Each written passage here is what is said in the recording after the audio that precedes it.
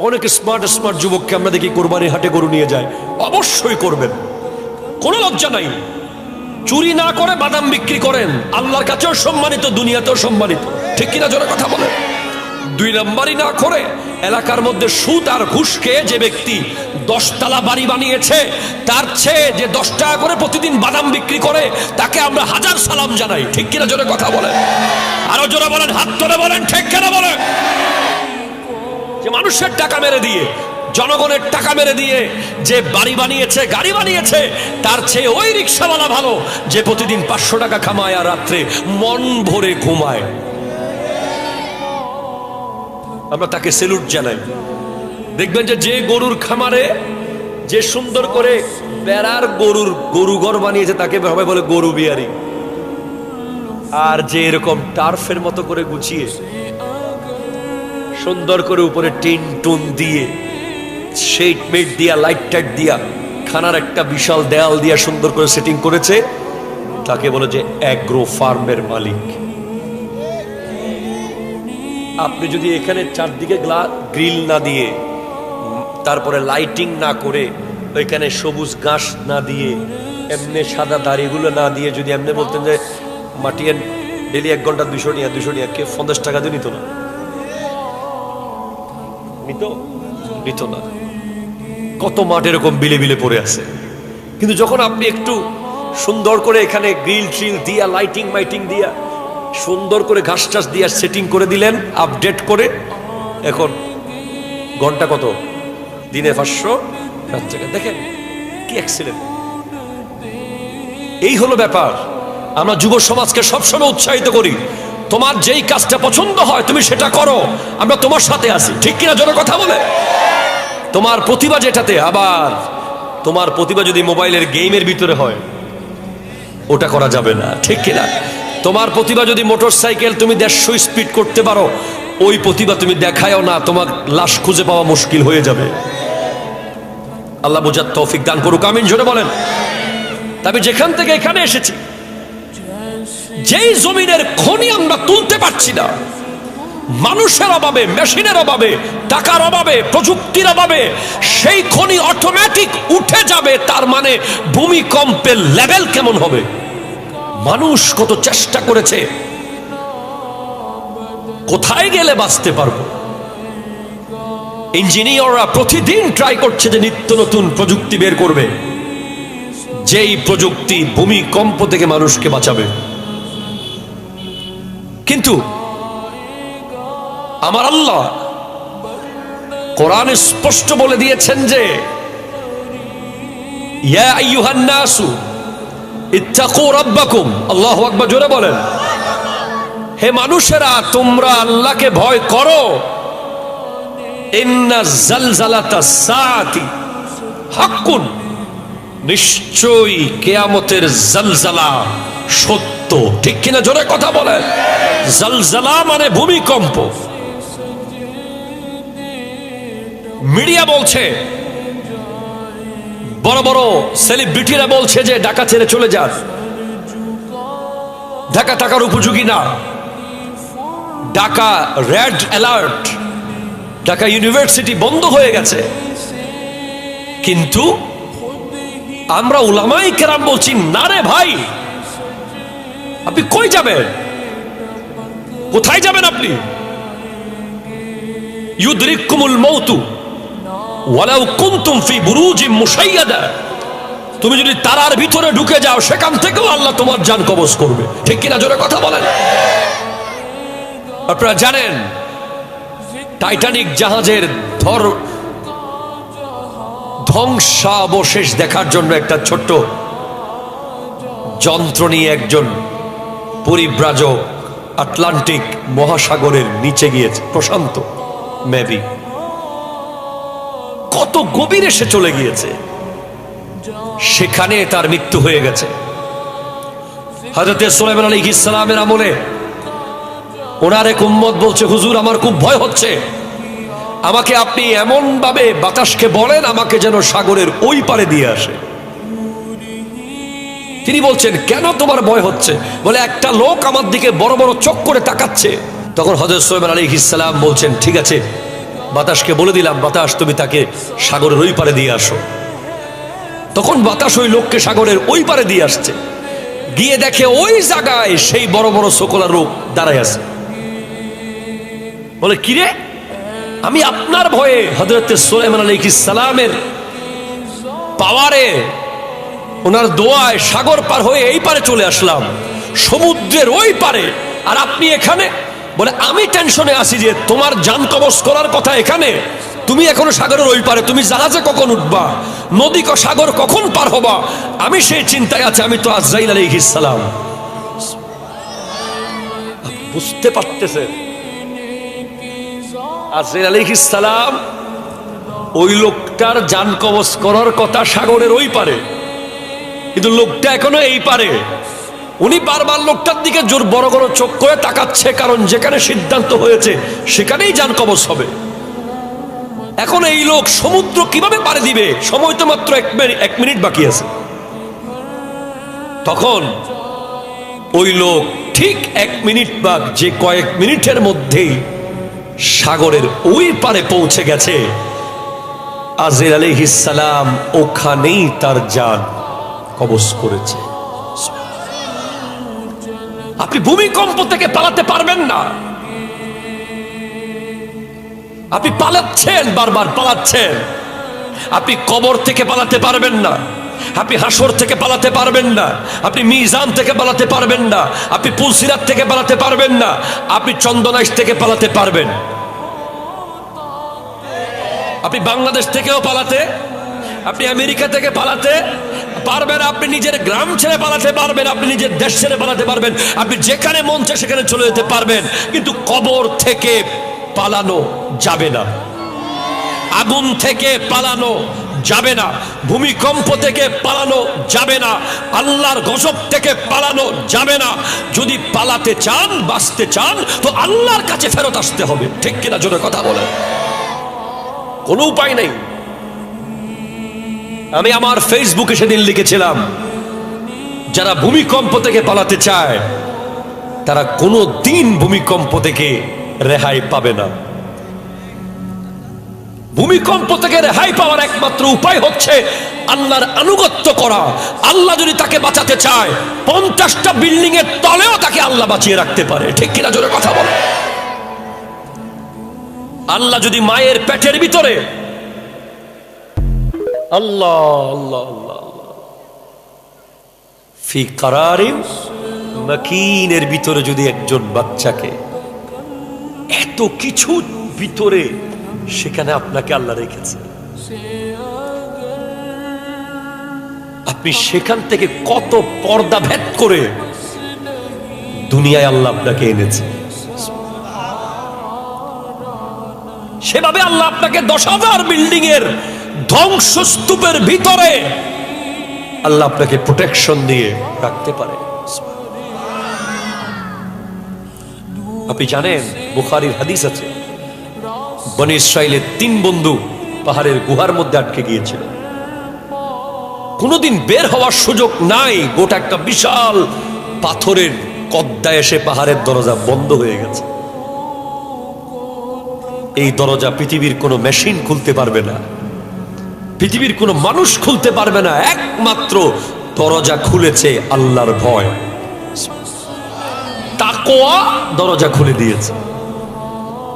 3 বন্ধুর এক বন্ধু বলে, আল্লাহ তোমার ভয়ে আমার কর্মচারীর গরু আমি পেলে অনেকগুলো সেখান থেকে বাছুর হয়েছে, কর্মচারী কাজ করে বেতন না নিয়ে চলে গিয়েছিল।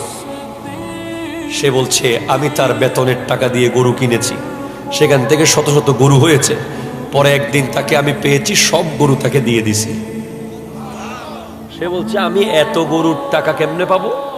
বলে, তোমার টাকা ছিল একটা গরুর, কিন্তু সেগুলো যত গরু বাচ্চা দিয়েছে সব তো তোমারই হক, তুমি নিয়ে যাও, আর এগুলো তোমার হক, আমি আল্লাহকে জবাব দিতে পারবো না।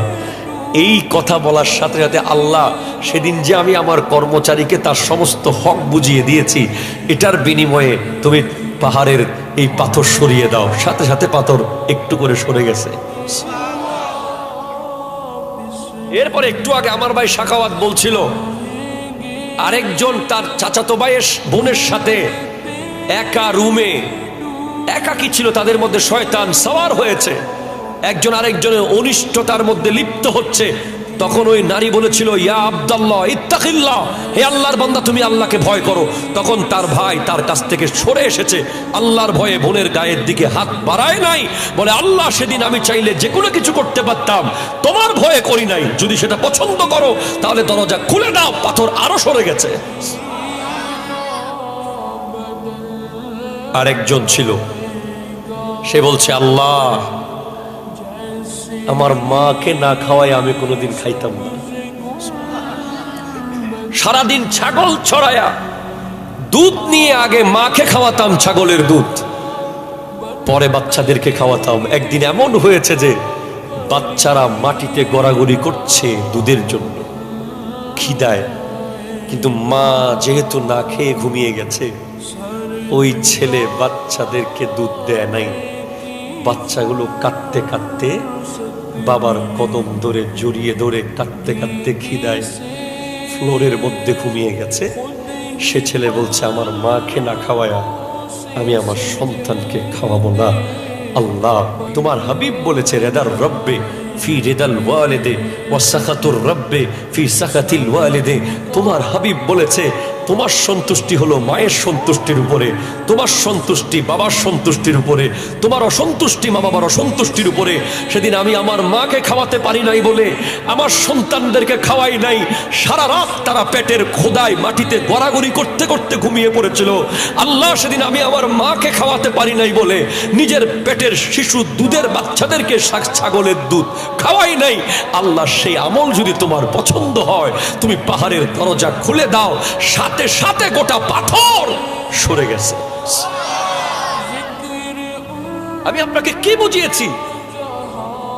এই ঘটনা আপনারা অনেক শুনেছেন। আমি এখান থেকে বোঝাতে চাচ্ছি আপনাদেরকে, যেই কাজ কেরাং পারবে না, যেই কাজ বুলডুজার পারবে না, যেই কাজ মাটি কাটার মেশিন পারবে না, যেই কাজ হাজার কোটি ফায়ার সার্ভিসের কর্মকর্তারা পারবে না, সেই কাজ আঞ্জাম দিতে পারবে আপনার ভেতরে থাকা তাকওয়া, আল্লাহর ভয়। ঠিক কিনা জোরে কথা বলেন? সেই ভয় থাকলেই মানুষ মাহফিল করে, মাহফিলে আসে, মাহফিলে বসে। এক প্যাকেট বিরিয়ানি ওই আপনাদের কোনহাট সামনে, এটা বাজার, ইউনুস মার্কেটে গেলে এক প্যাকেট বিরিয়ানি 50 টাকা দিলেও পাওয়া যাবে। আপনারা কেউ এক প্যাকেট বিরিয়ানির জন্য আসেন নাই। আপনাদের ভিতরে ন্যূনতম আল্লাহর ভয় আছে বলে আপনারা মাহফিলে এসেছেন। এই ভয়টা দরকার। আমি যাব সেই জায়গায়। কোরআন বলছে ইযা যুলজিলাতিল আরদু জিলজালাহা, যেদিন জমিন কেঁপে উঠবে চূড়ান্ত কম্পন। Please my dear young generation, যুবক ভাইরা আমার দিকে তাকান আর শোনেন কান লাগিয়ে। চূড়ান্ত কম্পন মানে final, the earth will shake his final shaking, earthquake, জমিন তার ফাইনাল নাড়া মারবে। এগুলো সব হচ্ছে ফাইনালের আগে, আরো 100 আগে। যেটা আপনারা ফুটবল খেলার মাঠে টার্ফে আছেন, আপনারা ফাইনাল, সেমিফাইনাল, কোয়ার্টার ফাইনাল, প্রথম পর্ব, দ্বিতীয় পর্ব সব বুঝেন। ঠিক কিনা জোরে বলেন না? এখন যেগুলো চলছে এগুলো প্রথম পর্ব, দ্বিতীয় পর্ব, তৃতীয় পর্ব, আরো অনেক পর্ব হবে। এরপরে কোয়ার্টার ফাইনাল হবে, দ্বিতীয় রাউন্ড হবে, তৃতীয় রাউন্ড হবে, কোয়ার্টার ফাইনাল হবে, সেমিফাইনাল হবে, তারপরে ফাইনাল। ওই ফাইনাল আর্থকোয়াক যেটা হবে, ভূমিকম্প, ওটাই হলো ইজা যুলজিলাতিল আরদু জিলজালাহা। এমন ভাবে নড়বে জমিন, এমন ভাবে ঝাঁকুনি মারবে যে ও আখরাজাতিল আরদু আসকালাহা, জমিনের ভেতরে থাকা সমস্ত খনি উপরে উঠে যাবে। এখান থেকে আপনি একটু বুঝেন, স্বর্ণের খনি, হীরার খনি, কয়লার খনি, I think it's all important. স্বর্ণের খনি, হীরার খনি, কয়লার খনি, যত খনি, তেলের খনি, এগুলো বের করতে গিয়ে মানুষকে কত প্রযুক্তি ব্যবহার করতে হয়। আজকে আমার বাংলাদেশে আপনি যেখানে বসে আছেন সেখানে নিচে যে কত দামি খনি আছে এটা আপনি জানেন না, বহির্বিশ্ব জানে। বাংলাদেশের এই ছোট্ট মানচিত্রের ভিতরে যে দেশটাকে জুম করতে করতে করতে করতে বের করতে হয়, সেই যতটুকু দেশটা আছে অতটুকু সব হীরা মণি মুক্তা মাটির নিচে। এই দেশের নিচে এত সম্পদ আছে, আপনি বলেন আপনি কেমনে জানেন? হুজুর আমরা জানি, এগুলো আমরা বুঝতে পারি। এক নাস্তিক বাংলাদেশে এসে আস্তিক হয়ে গেছে। নাস্তিক বাংলাদেশে এসে এক নাস্তিক সাংবাদিক, ইউরোপিয়ান, আমি এক ম্যাগাজিনে পড়েছি তার ব্যাপারে। সে বাংলাদেশ ঘুরার পরে সে আল্লাহকে মানা শুরু করে দিছে। জোরে বলতেছেন না আপনি সুবহানাল্লাহ? আমি বুঝতে পারতেছি ভাই, এটা কি চন্দনাই না সাতকানি না চকরিয়া? একদম চিনতেছি না আমি চন্দনাইশ। চন্দনাইশ আমি হয়তো এমন এমন সময় ছিল যে আমার চন্দনাইশের বাসা নিয়ে ফেলতে হইতো। মাদ্রাসার দায়িত্ব না থাকলে আমি এখানে বাসা নিয়ে থাকি যেতাম। প্রতিদিন চন্দনাইশ মাহফিল ছিল। চন্দনাইশের মানুষ আমাকে প্রচন্ড মহব্বত করে, কিন্তু আপনারা মনে হয় চন্দনাইশের না, বাইর থেকে আসছেন। শিওর আপনারা? দেখি সুবহানাল্লাহ বলেন তো ভাই, একটু কাছে আসেন তো ভাই, একটু কাছে আসেন প্লিজ। হচ্ছে না, হচ্ছে না, কাছে আসেন। কোন এক জায়গায় কানেকশন ঠিক মতো হচ্ছে না, বারবার তারটা ছিঁড়ে যাচ্ছে। দরুদ শরীফ, আল্লাহুম্মা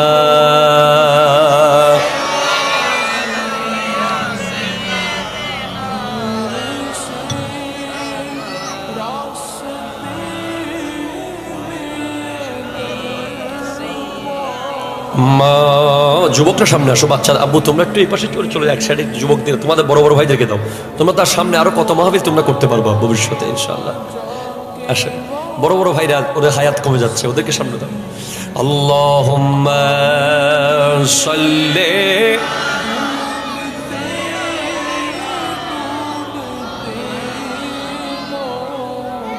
ওয়া আলা আলি সাইয়্যিদিনা।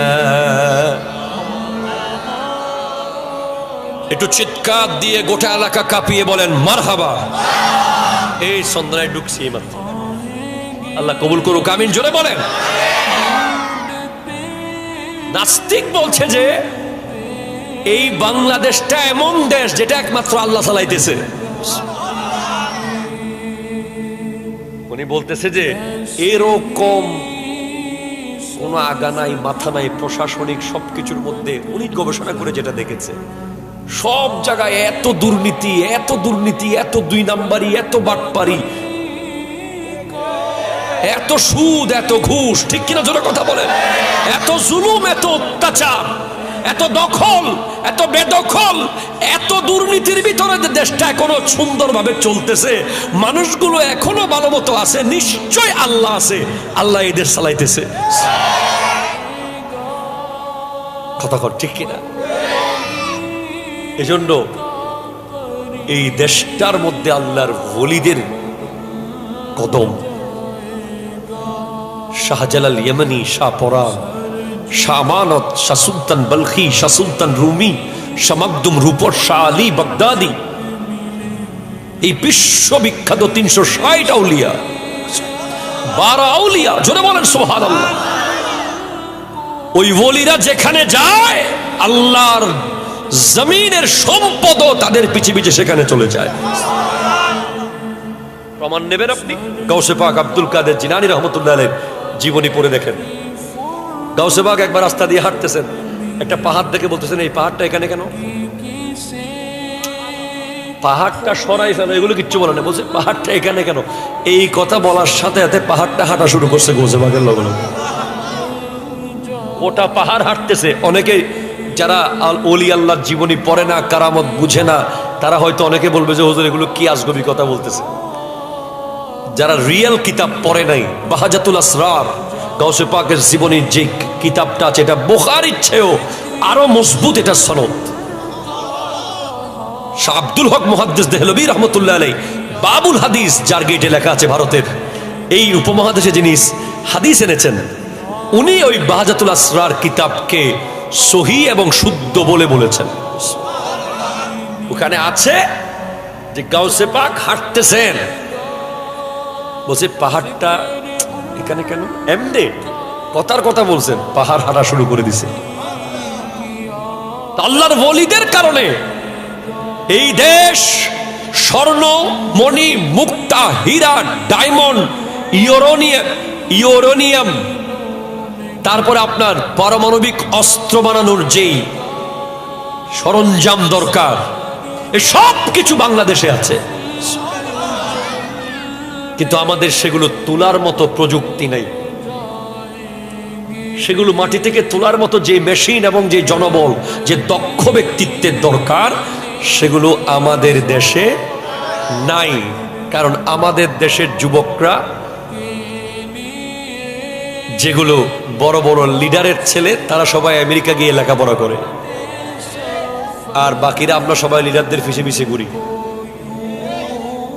কথা কোনটা ঠিক কিনা জোরে বলেন। আমরা বিশ্বের বড় বড় সায়েন্টিস্ট, বিজ্ঞানীদেরকে নিয়ে দলিল দিই, ও বাপ আইনস্টাইন কত বড় বিজ্ঞানী, ওরে বাপরে বাপ নিকোলাস কোপারনিকাস কি বিজ্ঞানী রে বাবা। অথচ আমাদের সমাজে কেউ যদি একটু বিজ্ঞান সম্মত কিছু দেখায়, তখন আমরা একটা লাইন বলি, ফল হান্না সিন্নি হন। কথা ঠিক কিনা জোরে জোরে বলেন, জোরে জোরে বলেন। আজকে কোথায় যাচ্ছে আমি যুবকদেরকে দেখে, আমাদের বাংলাদেশের বিভিন্ন জেলায় আপনি দেখবেন যে হঠাৎ করে একটা যুবক বলতেছে আমি এত লক্ষ টাকার মধ্যে একটা প্লেন বানাইতে পারবো, হেলিকপ্টার। রিসেন্টলি আমি দেখেছি এক যুবকের ভিডিও, সে বলছে মেশিনের দাম 4-5 লাখ টাকা, সব মিলাই 2-3 লাখ টাকা, মানে 10 লাখ টাকার ভিতরে হেলিকপ্টার বানিয়ে ফেলবে সে। অথচ আমরা তাকে যথাযথ উৎসাহ দিতে পারি নাই, সাপোর্ট করতে পারি নাই, ঠিক কিনা জোরে বলেন। আমার দেশে এখানে বসে আছে এমন এমন যুবক, সে যদি 10 মিনিট ব্রেন খাটায়, কারণ অন্য দেশের যুবকদের সাথে হয়তো তাদের মেধা আছে, কিন্তু আমাদের দেশের যুবকদের সাথে মেধাও আছে, আল্লাহর ওলিদের নজরও আছে, ঠিক কিনা জোরে কথা বলো। এজন্য আমার দেশের যুবকরা যদি একটু মেধা খাটায়, সে যদি তার দুইটা নিয়ে একটু নাড়াচাড়া করে, দেখবেন সে কিছু একটা বের করে ফেলেছে। কিন্তু তার পরিবার বলবে দোত্তারি বেড়া, ঠিক কিনা বলেন। একটা ছেলে যখন কিছু একটা মেশিনারি নিয়ে কাজ করে,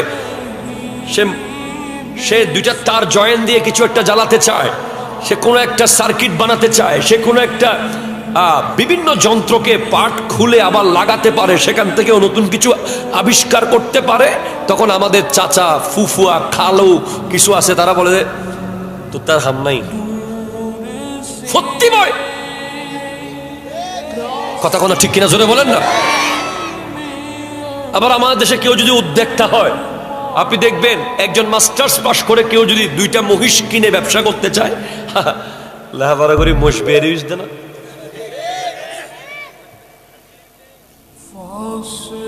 অথচ আমি দেখলাম যে এমন এক যুবক, সে 2টা মহিষ কিনেছিল মোটর সাইকেলের টাকা দিয়ে। কেনার পরে তাকে এলাকার মানুষ টিটকারি মারছে, তুমি বাইকের টাকা দিয়ে, মোটর সাইকেলের টাকা দিয়ে মহিষ কিনলা। পরে এখন সে 50টা মহিষের মালিক। তখন আবার সবাই এখন জাগাত ঘুরি গেছে, না আমরা জানতাম সে পারবে। যখন আপনি সফল হয়ে যাবেন না, দেখবেন আপনার আশেপাশে তখন মানুষ আপনার পক্ষে সবাই এসে গেছে, ঠিক কিনা জোরে কথা। যারা আপনাকে দেখে নাক সিটকা মারতো, যারা আপনাকে দেখে ঠাট্টার ইনসাল করতো, আপনি সফল হন, দেখবেন না না ওকে তো আমি পড়াইছিলাম, উস্তাদ বেড়ে যাবে। তখন ওকে আমি উৎসাহ দিছিলাম, ওকে আমি বলছিলাম যে তুই পারবি, তুই পারবি, ঠিক কিনা জোরে বলেন। আপনি দেখেন আমাদের যুবকরা যারা গরু পালে, আসলে অনেকে স্মার্ট যুবককে আমরা দেখি কোরবানির হাটে গরু নিয়ে যায়। অবশ্যই করবেন, কোনো লজ্জা নাই। চুরি না করে বাদাম বিক্রি করেন, আল্লাহর কাছেও সম্মানিত, দুনিয়াতেও সম্মানিত, ঠিক কিনা জোরে কথা বলেন। 2 নাম্বারই না করে এলাকার মধ্যে সুদ আর ঘুষ খেয়ে যে ব্যক্তি 10 তলা বাড়ি বানিয়েছে, তার চেয়ে যে 10 টাকা করে প্রতিদিন বাদাম বিক্রি করে, তাকে আমরা 1000 সালাম জানাই, ঠিক কিনা জোরে কথা বলেন। আরো জোরে বলেন, হাত তুলে বলেন, ঠিক কিনা বলেন। যে মানুষের টাকা মেরে দিয়ে জনগণের টাকা মেরে দিয়ে যে বাড়ি বানিয়েছে, গাড়ি বানিয়েছে, তার চেয়ে ওই রিক্সাওয়ালা ভালো যে প্রতিদিন 500 টাকা কামায় আর রাত্রে মন ভরে ঘুমায়। আমরা তাকে সেলুট জানাই। দেখবেন যে গরুর খামারে যে সুন্দর করে বেড়ার গরু ঘর বানিয়েছে তাকে সবাই বলে গরু বিহারি। আর যে এরকম টার্ফের মতো করে গুছিয়ে সুন্দর করে উপরে টিন টুন দিয়ে শেড মেড দিয়া লাইট টাইট দিয়া খানার একটা বিশাল দেয়াল দিয়া সুন্দর করে সেটিং করেছে, তাকে বলে যে অ্যাগ্রো ফার্মের মালিক। আপনি যদি এখানে চারদিকে গ্রিল না দিয়ে, তারপরে লাইটিং না করে, ওইখানে সবুজ ঘাস না দিয়ে, এমনি সাদা দাড়িগুলো না দিয়ে যদি এমনি বলতেন যে মাটিয়েন ডেলি 1 ঘন্টা 200 টাকা, কেউ 50 টাকা দিয়ে নিত না,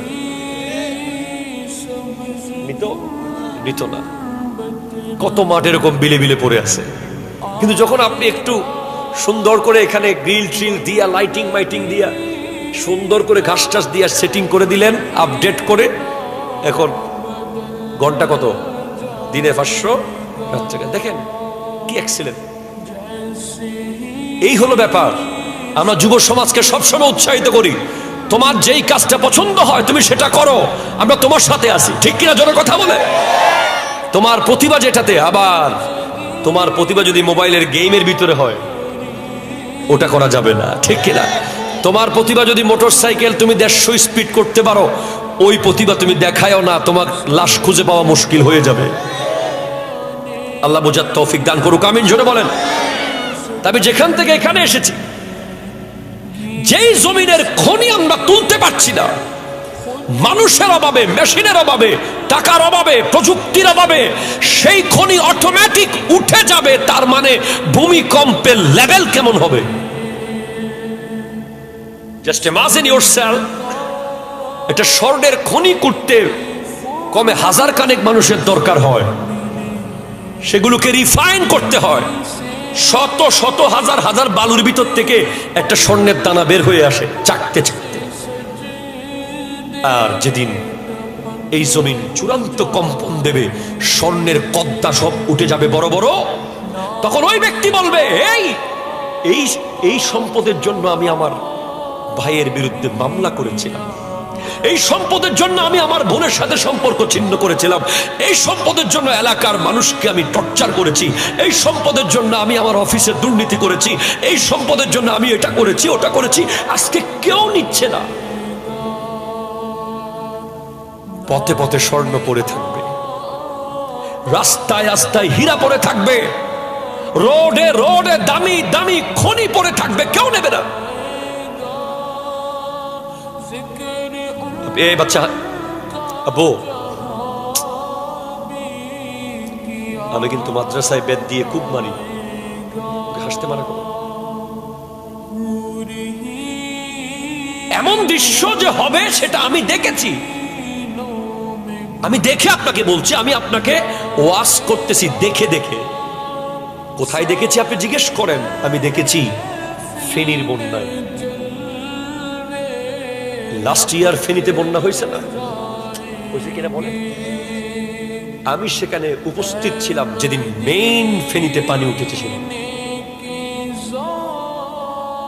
আমার গাড়ি ফেনীর হাইওয়ে রোডে রেখে আমি জাস্ট নেমে বুঝতে চাচ্ছি যে আমার বুটগুলো আমি কোন দিকে ঢুকাবো ফেনীর ভিতরে।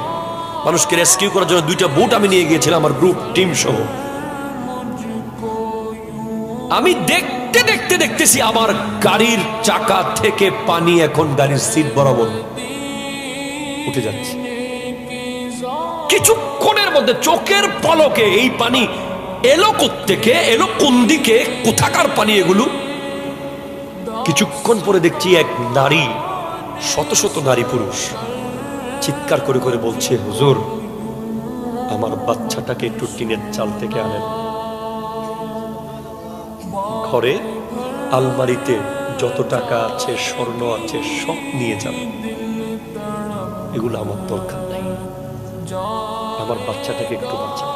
আরেকজন বলছে, আমার বাসায় এত টাকা আছে, এত স্বর্ণ আছে, সব নিয়ে যান, আমার বাপকে একটু বাঁচান, আমার বোন গাছের আগায় লটকে আছে, আমার দাদা ছাদের উপরে দাঁড়িয়ে আছে।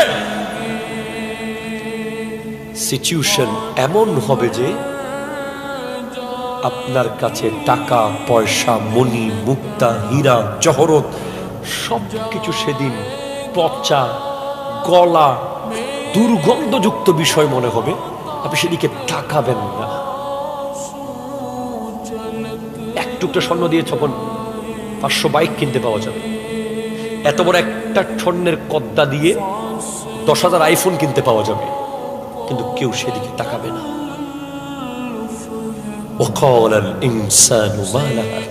মানুষ বলবে কি হচ্ছে, কি এগুলো, এটা কি? জমিন বলে দেবে সেদিন কে কি করেছে। জমিনকে আল্লাহ বলবেন যে তুই বল। আমরা জমিনের উপরে লাফালাফি করি, ধাফাধাফি করি, ঝাপাঝাপি করি, জমিনের উপর আমরা কত ভাব দেখাই, কত কিছু করি, কিন্তু জমিনের শব্দ আমরা শুনি না। জমিনের শব্দ শোনার ক্ষমতা আল্লাহ আমাদেরকে দেন নাই। যদি জমিনের শব্দ আমরা শুনতাম, আমরা কেউ ঘুমাতে পারতাম না ভয়ে, আমাদের জীবন চলে যেত ভয়ে। জমিনের আওয়াজ এত ভয়ঙ্কর।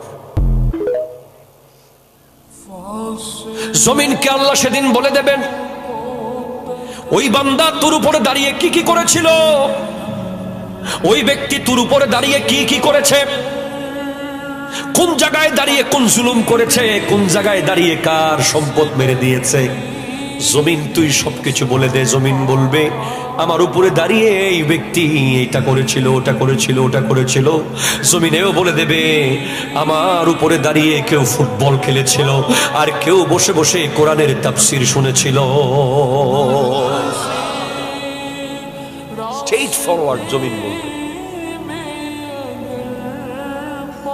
জাস্ট প্লিজ আমি বোঝার জন্য বলতেছি, এই মুহূর্তে আমরা যে যে জায়গায় দাঁড়িয়ে আছি প্রত্যেকটা ব্যক্তির ব্যাপারে জমিন বলবে সেদিন যে 2025 সালের 26 যিনি তিনি নামাজি, আশেকে রসুল যিনি তার কাছে নবীর সুন্নাহ থাকবে, আশেকে রসুল যিনি তিনি হালাল খাবে, আশেকে রসুল যিনি তিনি বাবা মার খিদমত করবে, আশেকে রসুল যিনি তিনি জুলুম করবে না, আশেকে রসুল যিনি তিনি সব সময় নবীর আদর্শকে বাস্তবায়ন করে চলবে। ঠিক কিনা জোরে কথা বলে? এমনি 1 ঘন্টার আশেকে রসুল হয়ে লাভ নেই। কালকে আবার গোস্তাকে রসুল হয়ে গেলেন,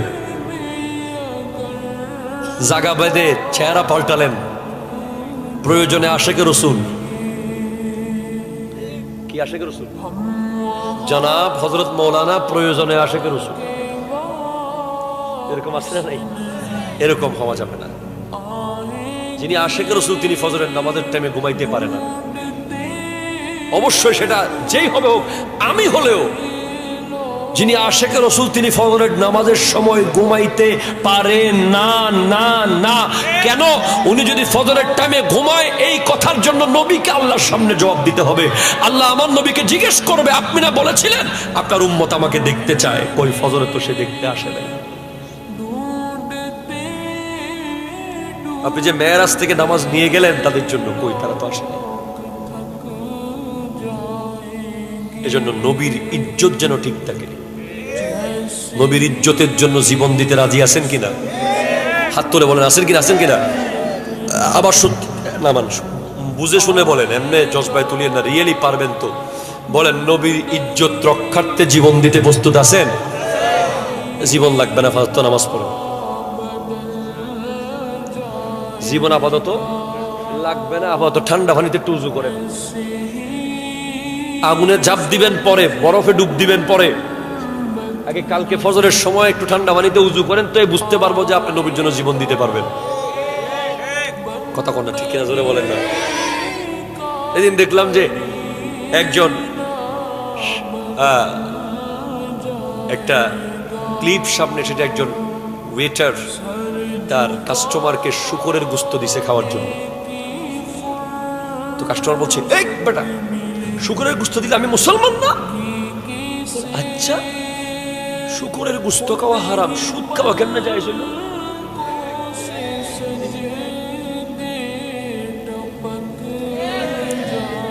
আচ্ছা, শুকরের গোশত হারাম, মুসলমান আপনি, ঘুষ খাওয়া কেমনে জায়েজ হইল?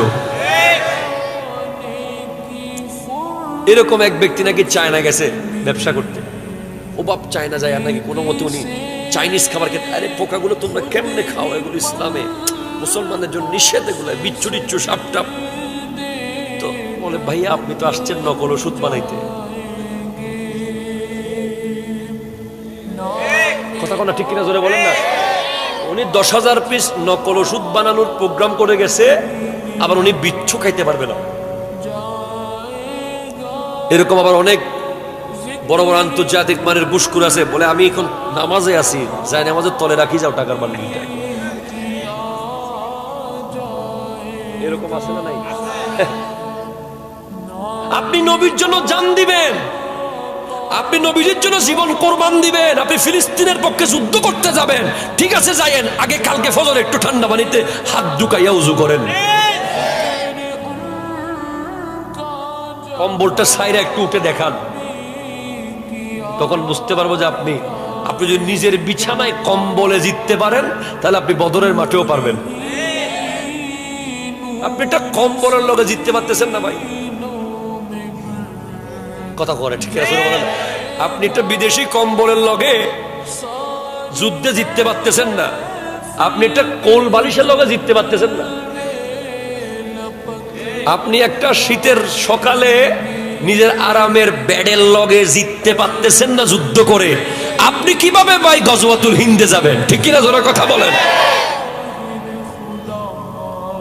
আপনি আগে ফজরের নামাজে উঠে যুদ্ধে জিতেন, তারপর বুঝবো যে আপনি গজওয়াতুল হিন্দে যেতে পারবেন, কথা কয় না। এই হলো আশিকে রাসূল।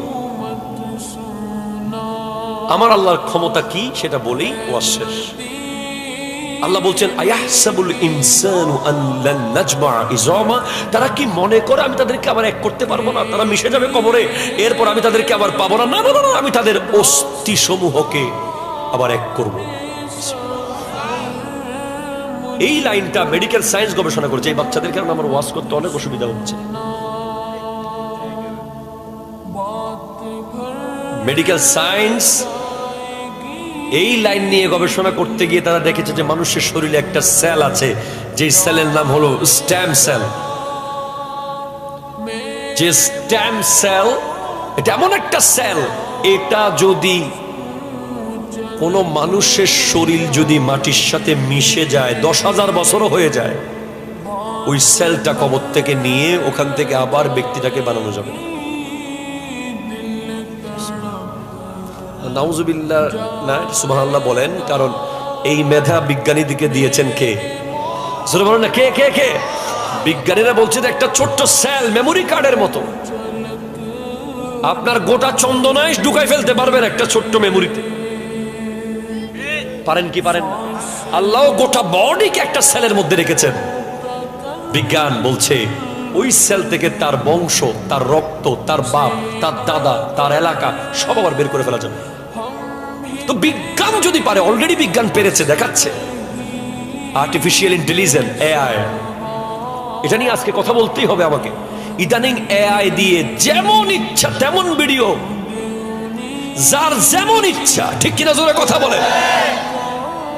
যে বিষয়গুলো আমাদের সমাজে টোটালি কখনো দেখি নাই আমরা, হয় নাই এমন বিষয়, বাজে আজে বাজে বেহায়াপনা, লুচ্চামি, নষ্টামি, সব ভিডিও শুধু ছাড়ছে সোশ্যাল মিডিয়ায়।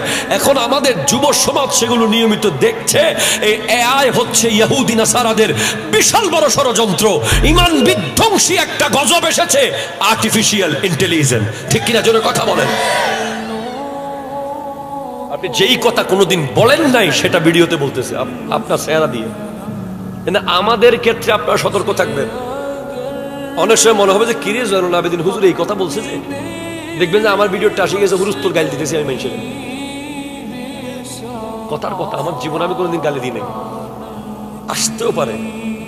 দেখবেন যে আমি আমার ভিডিওতে আমি উল্টাপাল্টা কথা বলছি যেগুলো আমার সাথে যাচ্ছে না, তখন আপনি সাথে সাথে বিশ্বাস করে ফেলবেন। আপনি ফোন করে যে হুজুর আপনি এই কথা কি বলছেন, কারণ এখন এটা হচ্ছে পৃথিবীতে একটা বড় ধরনের সংঘর্ষ লাগিয়ে দিবে এই এআই। অনেক মানুষ মনে করছে যে এখানে আগুন ধরে গেছে, আসলে এটা সম্পূর্ণ এআই ভিডিও। অনেক মানুষ মনে করছে যে ভূমিকম্পে এটা দোষে গেছে, হাই হাই আফসোস করতে করতে কেউ কাঁদতেছে, কেউ স্টুক করে ফেলেতেছে, দেখতেছে না এই ভিডিও ফেক এআই। অনেকে বলতেছে অমুক নেতা মরে গেছে, তার ছবি টবি আসে গেছে ফেসবুকে মরা, আয় রে লাশ।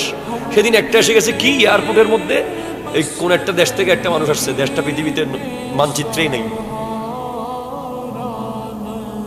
টরেন্টো নাকি, হ্যাঁ হ্যাঁ অরেঞ্জা, আচ্ছা যাই হোক, কি একটা দেশের বলে এয়ারপোর্টে একজন আসছে, তার পাসপোর্টও আছে, ভিসাও আছে ওই দেশের, কিন্তু পৃথিবীর মানচিত্রে দেশটা নাই।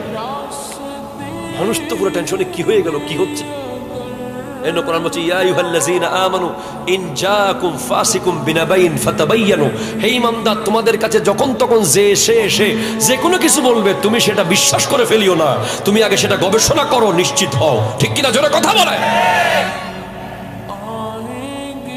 এই যে আমাদের দেশে দেখেন না, একটু আগে আসার সময় ওই নতুন ব্রিজ পার করে আসার সময় ঠুস করে একটা আওয়াজ হয়েছে, তো আমার গাড়িতে একটু বসে ফুটে গেছে। এরকম দেখবেন যে আপনার এই ইউনুস মার্কেটে দেখবেন বোতল আছে না, আপনার মজুর বোতল দেখবেন সিএনজির তলে করে টুস করে আওয়াজ হয়েছে দূর থেকে, আরে ককটেলে না। তারপর দেখবেন যে সাথে সাথে মোবাইল সাংবাদিক বলবে ইউনুস মার্কেটে ককটেল, কিছুক্ষণ পরে চ্যানেলে দেখবেন যে বোমা বিস্ফোরণ বিশাল বড়। আছে না নাই? ঘরের মধ্যে স্বামী আর স্ত্রী মিলে ইঁদুর মারতেছে রাত্রে, বা সাপ মারতেছে। কি মারতেছে?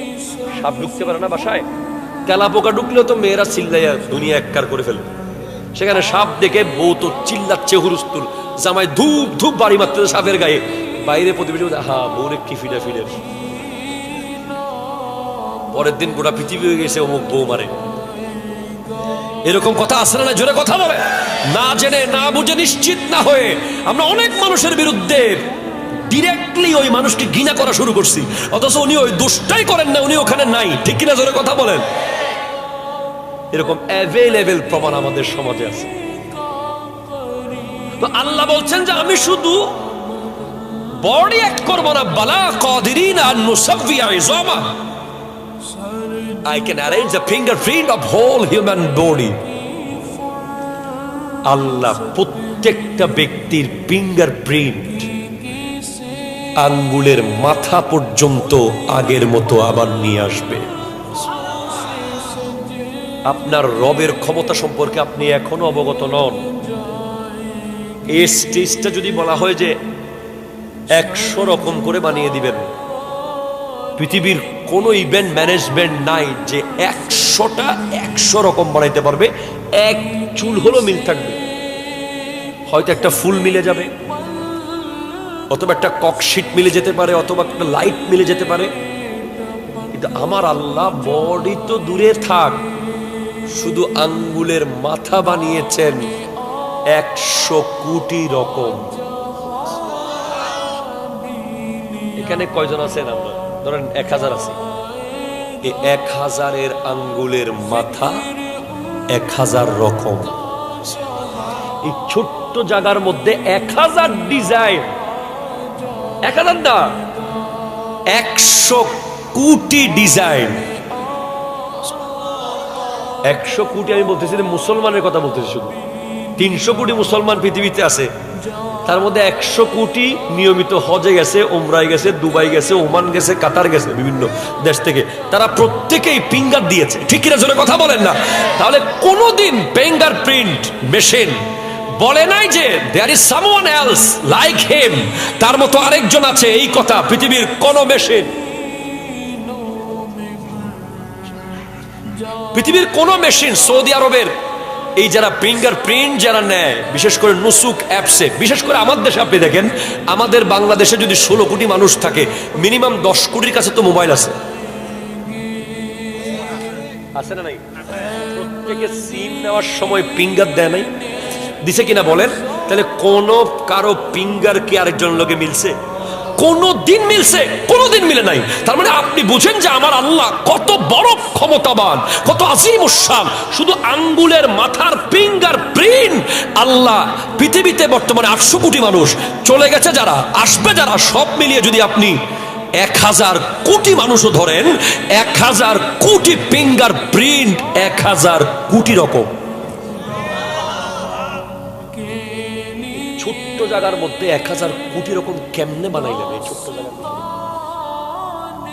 আমি আপনাকে বলছি এত বড় স্টেজটা 100 রকম বানানো সম্ভব হবে না, কিছু না কিছু মিল হয়ে যাবে। একটা ফুল মিলে যেতে পারে, একটা লাইট মিলে যেতে পারে, একটা ককশিট মিলে যেতে পারে। আর আমার আল্লাহর ক্ষমতা, কুদরত কত বড় হলে, কত আজিম হলে উনি এই ছোট্ট আধা ইঞ্চি জায়গার ভিতরে 100 কোটি ডিজাইন দিয়েছেন। সে আল্লাহর কাছে আপনি ফেরত আসেন, আপনি ওই দিকে ফেরত আসেন। ওয়া আনিবু ইলা রাব্বিকুম ওয়া আসলিমু লাহু মিন ক্বাবলি আন ইয়াতিয়াকুমুল আযাবু সুম্মা লা তুনসারুন। ফিরে আসো, আল্লাহর দিকে ফিরে আসো এবং আত্মসমর্পণ করো আল্লাহর কাছে। তবে আসার একটা টাইম আছে, কিন্তু এটা হলো মিন ক্বাবলি আন ইয়াতিয়াকুমুল আযাব, আযাব আসার আগে আসো। সুম্মা লা তুনসারুন, যদি আযাব চলে আসে তোমাকে বাঁচানোর আর কেউ থাকবে না। তো আল্লাহর কাছে যেতে চাইলে, আমি আপনাকে শুরুতে একটু হিন্টস দিয়েছিলাম, আপনি ঢাকা যাবেন, গ্রিন লাইন মিস করেছেন, আপনি অ্যাসালমে উঠবেন, মিস করেছেন সৌদিয়া উঠবেন, মিস করেছেন ইম্পেরিয়াল উঠবেন, মিস করেছেন শ্যামলিতে উঠবেন, একটা না একটা গাড়ি আপনি পেয়ে যাবেন। আপনি দুবাই যাবেন, এয়ার আরাবিয়া মিস করেছেন, এমিরাটস উঠে যাবেন, এমিরাটস মিস করেছেন, বিমান বাংলাদেশ এয়ারলাইন্স আছে, ইউএস বাংলা আছে, অনেকগুলো বিমান যায়, আপনি একটা না একটা পাবেন। কিন্তু if you want to go to heaven, if you want to be a person of heaven, there is only one vehicles. যদি আপনি চান যে আপনি জান্নাতে যাবেন, তাহলে আপনার জন্য শুধু একটাই গাড়ি, একটাই অপশন, একটাই, সেটার নাম হলো আহলে সুন্নাত ওয়াল জামাত। হাত তুলে বলেন ঠিক কিনা? একটা গাড়ি আছে শুধু। জান্নাতের গাড়ি কয়টা? কথা কয় না।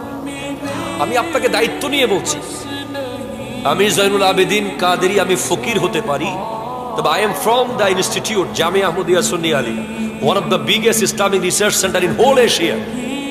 যেই মাদ্রাসা লাইব্রেরিতে 20,000-এর উপরে কিতাব আছে, দলিল আমি আপনাকে দিয়ে প্রমাণ করতে পারবো জান্নাতের রাস্তায় গাড়ি শুধু একটাই, ওটার নাম আহলে সুন্নাত ওয়াল জামাত। ঠিক কিনা? জোরে হাত তুলে বলেন, আবার বলেন ঠিক কিনা বলেন।